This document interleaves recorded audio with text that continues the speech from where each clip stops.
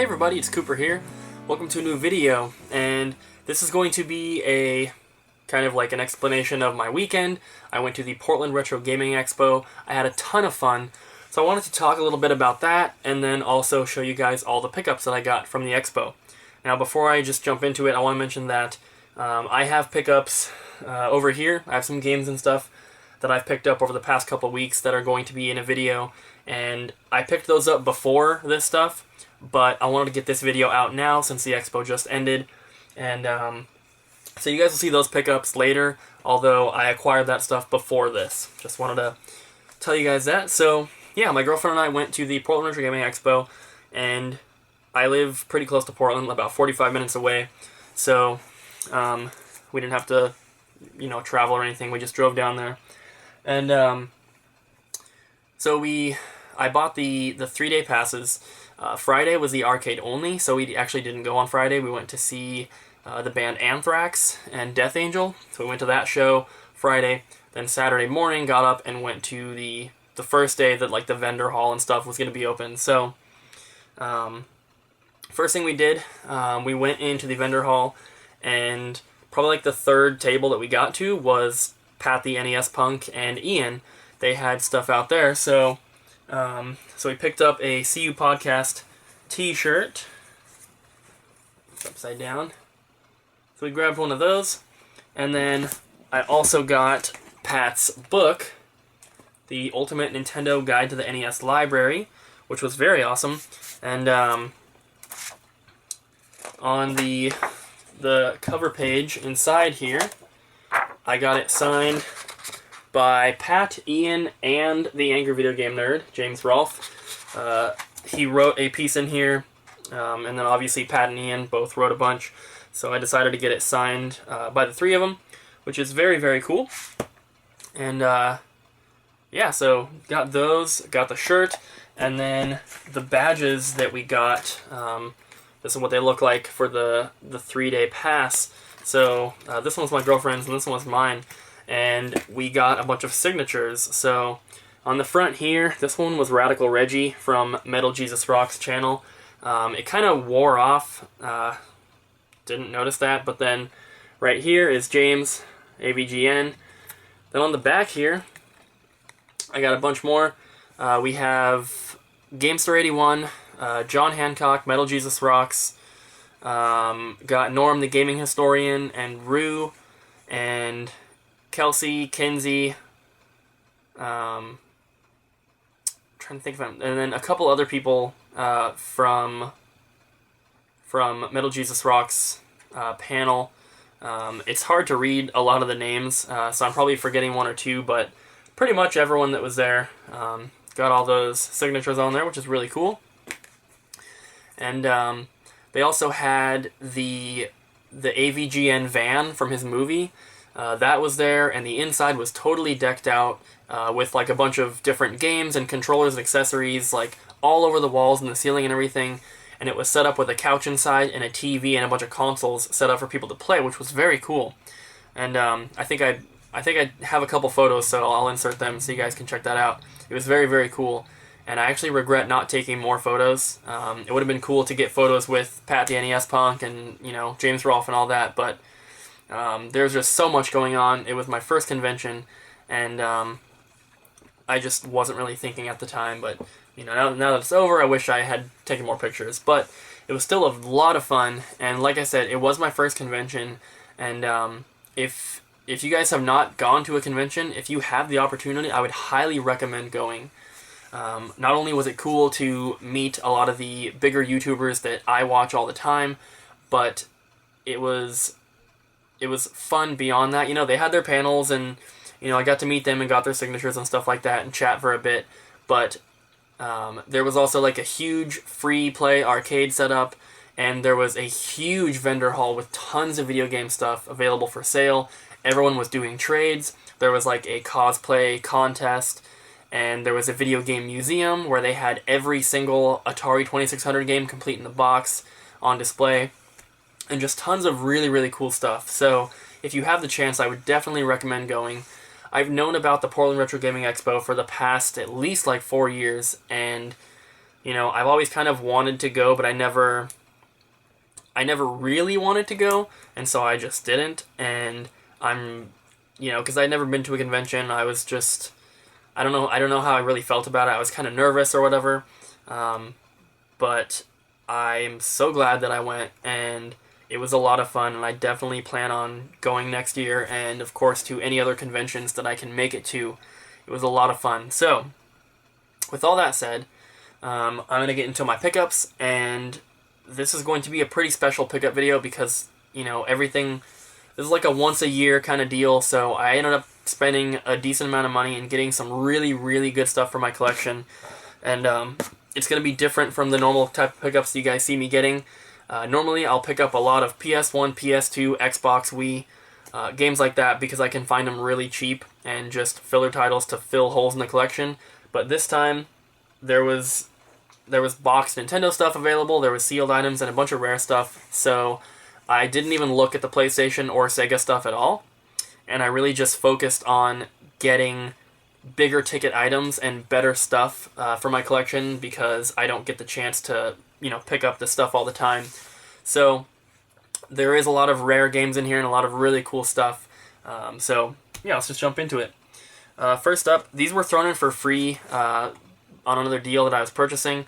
And this, you know, there was probably like 40 or 50 vendors there, so it's going to be difficult for me to show you guys like what I got from which person and for how much. So I'm just going to show you guys in random order.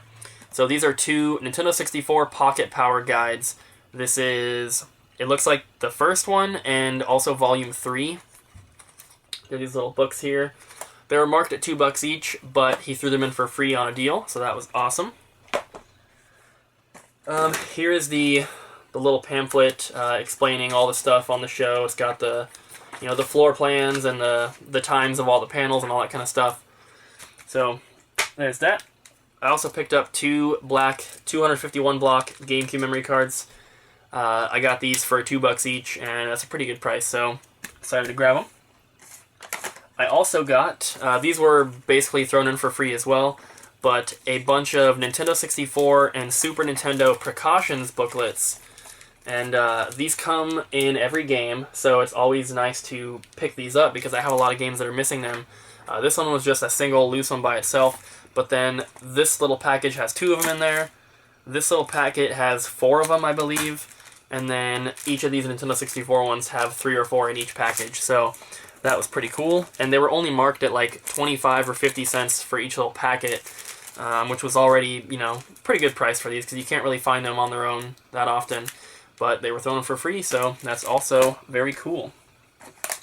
For, I think these were in the 50 cents bin, but I think these were actually thrown in for free as well. So they should have been like $1 for the 2, but they ended up being free. And these are Mario Kart little click candy things. There's for Mario and Yoshi there. And I have a few other ones. I don't know exactly where I put them, but I have some other ones that are like a different style. I think these are the ones that came out first, and then I have Mario, Yoshi, and Donkey Kong, I believe, for like the newer style ones. But so very cool. For $1, I picked up a sealed Action Max game, which is Sonic Fury.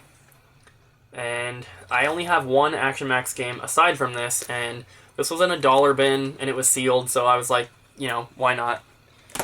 Also, in the same $1 bin from the same person, I picked up a Tiger Electronics Frogger game pen, and this is sealed as well. So, for $1, you know, you can't really go wrong with something like that. It's pretty cool. Pretty unique item. Then, this was at a booth for $7, but I think I paid about $5, and that's a complete-in-box Sony non-DualShock PS1 controller. So, there's the price tag there. But that's pretty cool. I love collecting boxed controllers, and I didn't have a PS1 controller yet that's, you know, in its own little box, so that was pretty cool. Then, these were actually, what I think these were really, really underpriced. And I saw these ones, which of course I bought, and then I saw one of them at another vendor's booth for about 4 or 5 times the price. And so these are Mario Kart 64 remote control cars. The first one here is Yoshi. And these are opened, but they are, you know, like, they've been opened, obviously. You know, it opens up and everything. So they're not brand new, but they are still fully complete, which is awesome. So there's the Yoshi one there. And then I also got the Mario one. And they were only marked at $8 each. And I'm pretty sure that I got them for a bit of a discount as well. So just very awesome. Obviously, I'm a big Nintendo 64 fan and collector, so those are awesome to have. And then this, I paid for $100 of this. My girlfriend paid for the rest, but she wanted it, so we picked it up, and that is the Nintendo 3DS XL Link Between Worlds bundle in the Zelda Edition system. She's much more of a handheld gamer than I am, and she's been playing Ocarina of Time on the 3DS, so she wanted this one, and I believe it was like $180, so I paid $100, she paid $80, but still very cool. And then I have the only, well, I guess that's a system, but the only other system that I picked up is a boxed Dandelion Game Boy Color. And this actually came from a booth of a game store that is in Tacoma, Washington, and I've been to the store a few times. It's called Super Smash Video Games, and I've shown stuff that I've picked up from their store in past videos. So they had this out there, and it wasn't priced. They had another Game Boy Color complete in the box sitting right next to it, priced at like $65, I believe. But I asked how much this one was, and he looked at it and said $45, so I couldn't really pass that up. The yellow one is a little bit of a harder color to find complete in the box, and the one they had priced at $65 was just like the standard grape or indigo one, so I thought that was pretty cool. It's not like fully complete. It's obviously got the box. It's got the system, which he said they put a new screen on it. It's got the battery cover, and it's got this little manual only, which is crease and everything. So other than that, there's nothing else in the box. There's no other paperwork and no baggies. But you know, for me, if it's got the box, the item, and the manual at least, that's, you know, complete enough. And if I find any more, like, I think I probably have like an extra Game Boy precautions booklet that I can put in there for it. But still very cool, and I'm very glad to get the Dandelion one out of the way for such a decent price. So I have one more item to show that's not a video game, and then everything else is games. And this is actually a pretty special item as well. I only saw 2 of these at the whole expo. The other one was priced at $150, and I got this one for about $60. The price tag says $75, but I paid about $60, and that is the Donkey Kong 64 controller. So if you guys haven't seen it before, it's got the DK logo there, and the bottom of the joysticks are painted to make them look like bananas. I had this controller in my collection previously, before I sold everything, and I think back then I paid like $45 for it off eBay. Obviously the price has gone way up, but $60 for this is a pretty good deal, so I'm very glad to get that one in the collection again. Like I said, the price tag was $75, but I bought a couple other things and got a bundle price. So yeah, everything else I have to show you guys is going to be actual games. So I'm going to start off with the Game Boy. There's 3 Game Boy Advance and 1 Game Boy Color game. So the first one was $1, so I picked up a sealed copy of Texas Hold'em Poker. It was in a little dollar bin, so, you know, can't really pass that up for $1. And then also for $1, I picked up Kelly Slater's Pro Surfer. Once again, I just can't pass up complete in-box games for $1. That's just an awesome deal. The other 2 here are both Legend of Zelda games. So the first one here I got for $50, and that is the Legend of Zelda Oracle of Seasons. And these are all fully complete. I tried to stay away from stuff missing manuals. So that one was very cool to find. And then also, it was marked here at $45, but I know that I got some sort of a bundle deal, so I think I paid a little bit less than that, but that is for the Minish Cap, which for $45 is a great price already. But like I said, I got a couple things bundled with it, so I think I paid about $40 for it, which is really good. The box is a little bit pushed in on the front, but other than that, it's in pretty decent condition. So that was awesome to pick both those up. And then I picked up one Wii game, and I had looked at this on Saturday, which was yesterday, when we first got there in the morning, and I asked if they were negotiable on price at all because it was priced about $5 to $10 higher than what it goes for on eBay. And the guy was like, well, this isn't my stuff, I can't really do it, the owner's not here right now. So I just passed on it, and then we went back today, which is the final day, Sunday, and they still had it, and they actually had like 3 or 4 copies, and it looked like they hadn't sold a single one. So I was a little more comfortable asking for, you know, a discount, and the owner was actually there this time. And so instead of $30, which is what it was priced at, he offered it to me for 15 just right off the bat. I didn't make him an offer or anything. He just said, "What, do you want it for 15?" And I was like, "Yeah, of course." That is a sealed copy of El Chavo on the Wii. And this is a Latin America exclusive Wii game. So it only came out in like Mexico and Panama, places like that. So very cool to get this one. I believe I had this in my collection before, but I don't think it was sealed. And I think even back then I paid like $25 for it.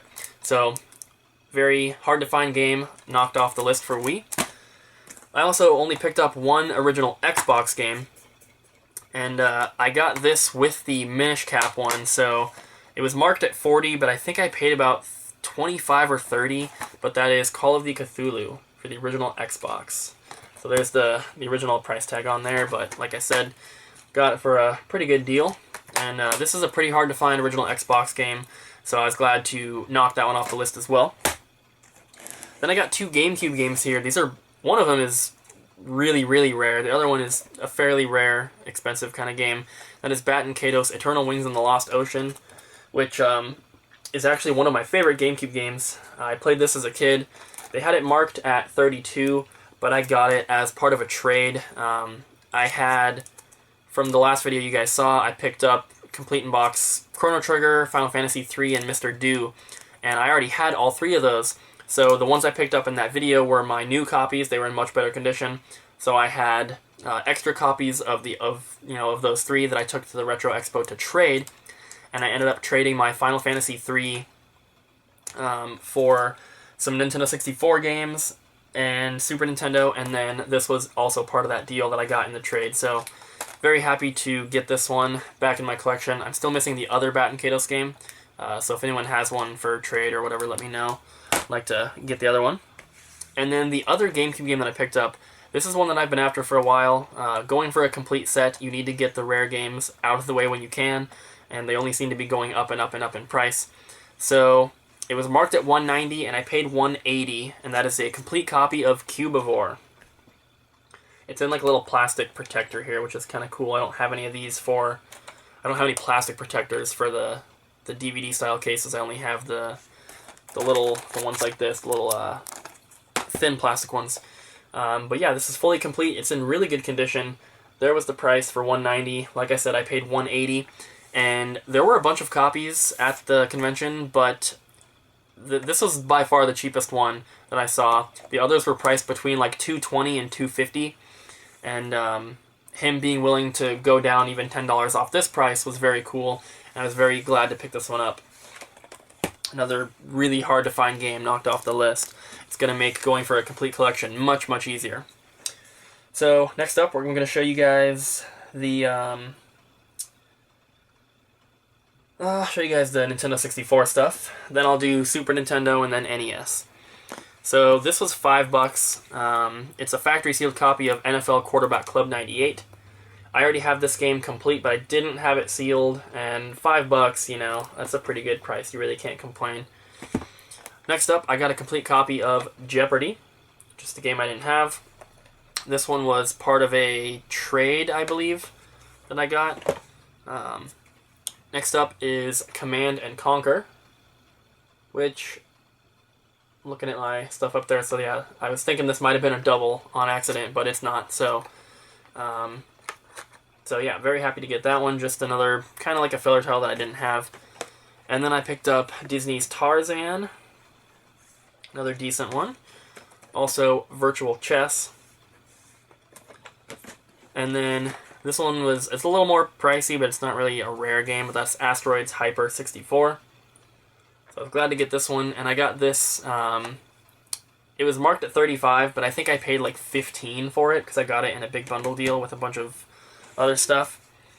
And then this one was marked at 30, but I think I paid 25, and it's going for like 50 to 60, so that's a pretty good price. And that is Aiden Chronicles, the First Mage, which is one of the only RPGs on the N64. So I was glad to get that one. And then the last one here is probably the most expensive and probably the most rare game that I got from the entire Expo. And I'm showing this to you guys now because most of the other N64 games were kind of like filler titles. And a lot of the Super Nintendo and NES ones are more like heavy hitter titles, so I wanted to save those. So this one would normally be saved for last, but I'm just trying to keep it with the other N64 games. And so this is a complete copy of Bomberman 64, The Second Attack, which is one of the bigger titles on the 64 that I was still missing. I'm very glad to have this now. Ignore that price tag on there. I took this plastic case off of the Command & Conquer to put it on here because this one didn't come with one. But there's a guy on Instagram, his handle is Super NES Man. I don't think you call it a handle, but that's his name on Instagram. And I've been talking to him for a while, and I knew that he had this, and I was trying to work out a trade with him, and he was like moving across the country, and he was really busy, and it just wasn't really working out. It was kind of hard to keep the conversation going and all that, so we ended up not doing that deal. And then I saw this sitting on a table at the convention, and I looked up at the guy, and he looked really familiar, and I was like, "Are you Super NES Man?" And he said, "Yeah." And I was like, "Oh, I'm SicCooper. We've been talking." He's like, "Oh, hey, man, it's awesome to see you." And so he had this with him, and I ended up trading him the extra complete in box Mr. Do that I had. The front was pretty badly water damaged on the box. It was really wavy and bumpy.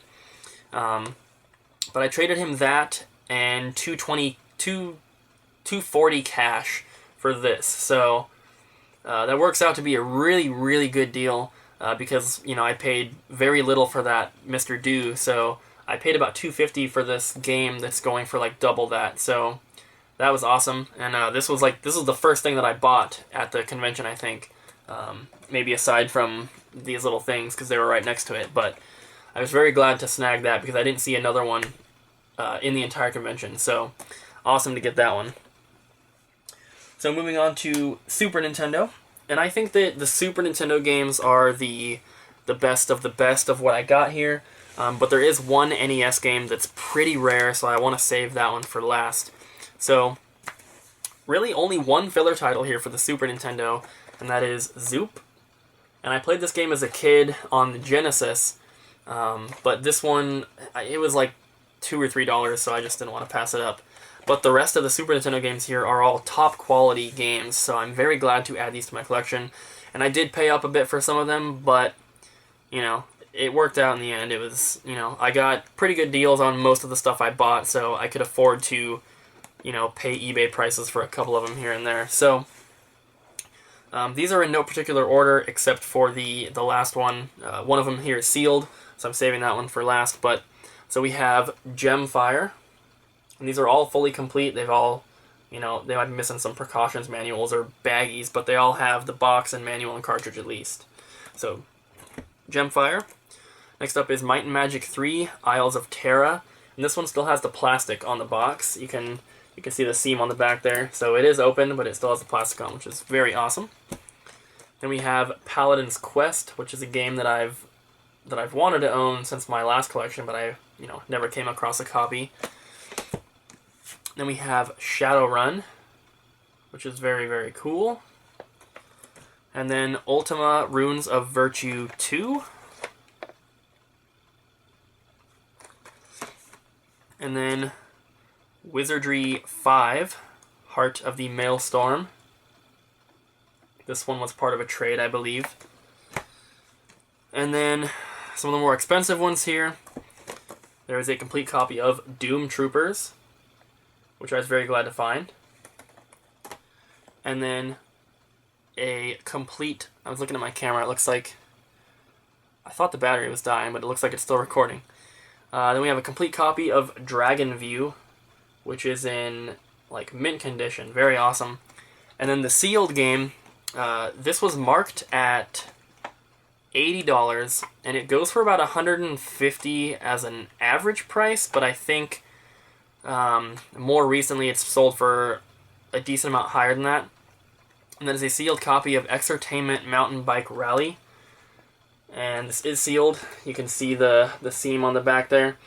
And this is in mint condition as well. And when I finally send stuff into VGA, this is going to be one of the things that I send in because it's in really, really good condition.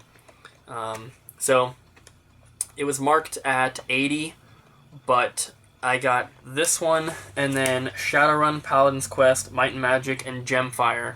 I got all those in a bundle for $320, and so if $150 to $200 of that is, value is just in this game, then I got a pretty good deal on the rest of them.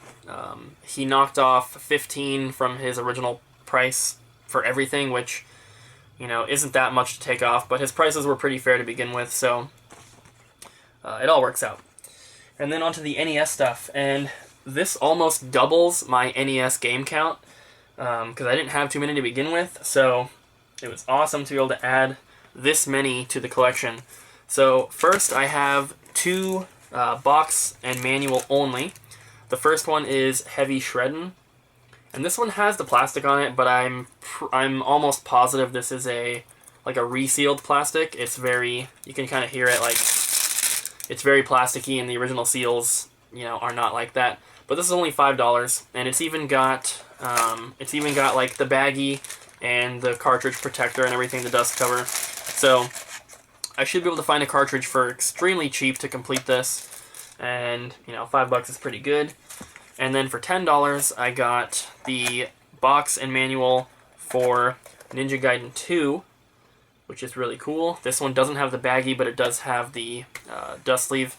And of course, I'll take the baggie out of Heavy Shreddin' and put it on a better game. But this one's in really good condition too. The Heavy Shreddin' is a little pushed in on the back right here, and it's a little warped, but the Ninja Gaiden 2 is in very good condition. Then also for $5, a complete copy of Dirty Harry, but the front, and I don't know why, but I didn't really notice this, but it's look at the front. I don't really know how to explain it. It's pretty ugly. Same with the back. You can kind of tell on the screenshots here, but it's much worse on the front. There was so much to look at, and I bought this with a bunch of other stuff, so I didn't really notice that was messed up. I just looked at it and thought that's how it was supposed to be, because I just took a quick glance. So $5 for that. It is complete, but not in the best condition at all. And then the rest of the games here are actually pretty decent titles. So the next one is Indiana Jones and Temple of Doom, the Tengen version, which is awesome. And then a mint copy of Baseball Stars. And then pretty much another mint copy of King's Knight. And most of these came with the box protectors too, which is very cool because I don't have any aside from ones that have come on games I've purchased. This next one has the plastic still on it, and that is Demon Sword. And then one of my favorite NES games, Excite Bike. And then these next two are Capcom titles, and these both are fully complete with all the paperwork, the dust sleeve, the baggies, all that. So the first one is The Little Mermaid, and then also Little Nemo Dream Master. So very cool to get those. I got both of those on trade as well. And then this was marked at $15, but I believe I got it for about $10, and that is Dig Dug 2. Very cool to get that one. And then the last two here are pretty decent titles. So the first one, which is fully complete with the baggies, all the paperwork, and posters and maps or whatever, and that is Ultima Warriors of Destiny. So I got this one on trade as well, which was very nice to get, and like I said, it's fully complete with the baggies and everything in there. And then the last one, this was already priced pretty cheap. The guy that I got it from was really cool. He was actually one of the guys that helps put on the Expo, and he said he was from Seattle. And this came out of his personal collection, and he had it priced at $260, and I believe that I got it for about $200 in the end. And I only saw one other one at the convention, and it was priced at $400 or $450. So it was a pretty good price, and that is a complete, very good, almost mint condition copy of Contra Force, which is a game that, I found a cartridge maybe once, maybe twice, but I've never had a complete copy, and I'm very glad to have it. So there it is. I'll show you guys the cartridge. So looks like the manual's in the sleeve with the cartridge. So there's the manual, and there's the cartridge. So very, very awesome to get this. Like I said, I didn't have too many NES games to begin with, so to check off Contra Force this early on is very, very cool. And yeah, the Ultima and the Contra Force, and then I also have Adventure Island 3. Those are my best NES games. So when I've only got like 30, that's pretty good to have those ones on the list. So yeah, those are all my pickups from the convention. Like I said at the beginning, I had a lot of fun. I would definitely recommend going to a convention if you have the opportunity, and especially if you can go with friends or bring your girlfriend or boyfriend or whoever.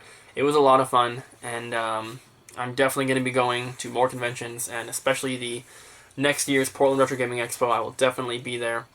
And yeah, so that's going to be it. Thank you guys so much for watching. Hope you enjoyed. Please like and subscribe, and I will see you guys next time.